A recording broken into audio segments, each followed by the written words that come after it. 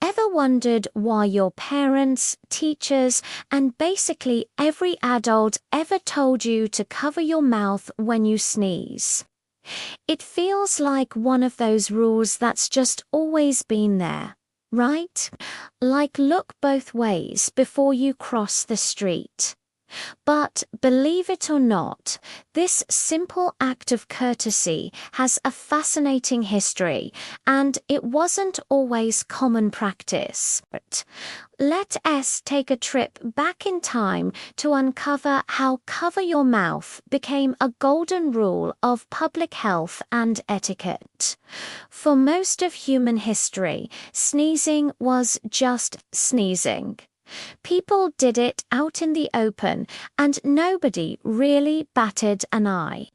Sure, it was a bit startling, but it wasn't seen as a major social faux pas or a health hazard.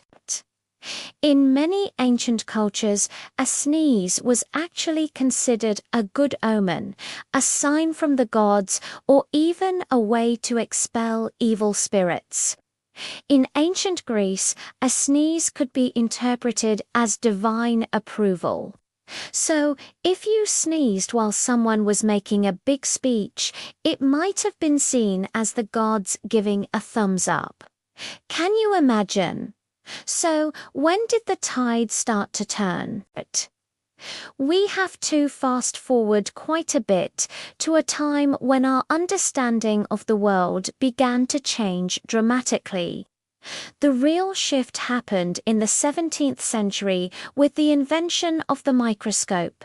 For the first time, scientists like Antony van Leeuwenhoek could see a hidden world teeming with what he called animalcules, tiny living organisms.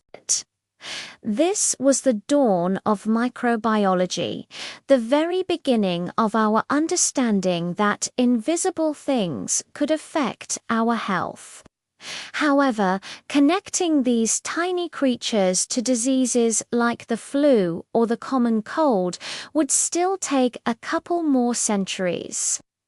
The major turning point came in the late 19th century with the groundbreaking work of scientists like Louis Pasteur and Robert Koch. They developed the germ theory of disease, proving that many illnesses were caused by microscopic germs or pathogens. This was a revolutionary concept. Suddenly, things like coughing and sneezing weren't just bodily functions. They were potential vectors for spreading disease. One of the key figures in this story is a German bacteriologist named Karl Flug. In the 1890s, he conducted experiments that showed how droplets expelled during talking, coughing, and sneezing could carry bacteria. He demonstrated that these droplets, which we now call respiratory droplets, could travel through the air and contaminate surfaces, spreading germs from one person to another. This was the scientific evidence everyone needed.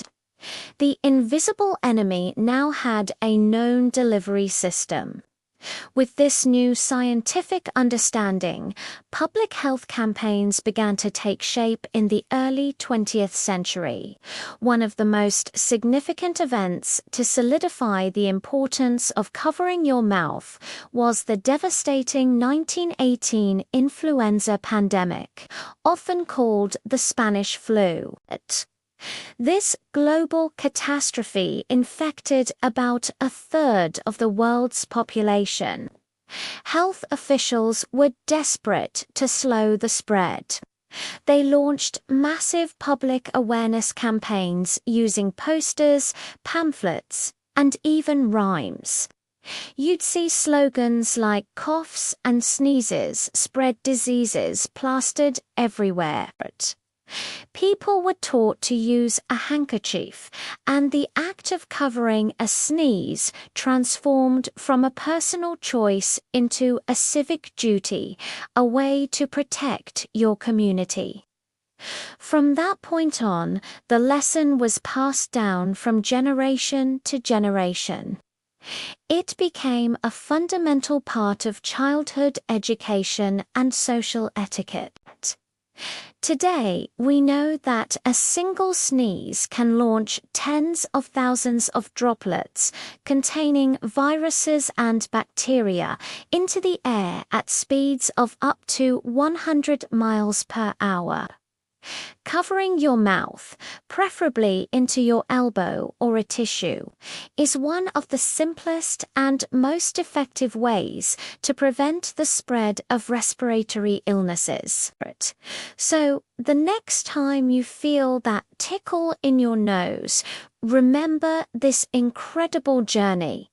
You're not just being polite, you're participating in a century-old public health tradition, a small but powerful act that protects everyone around you. It's a testament to how scientific discovery can profoundly shape our daily behaviors and make the world a healthier place for all of us.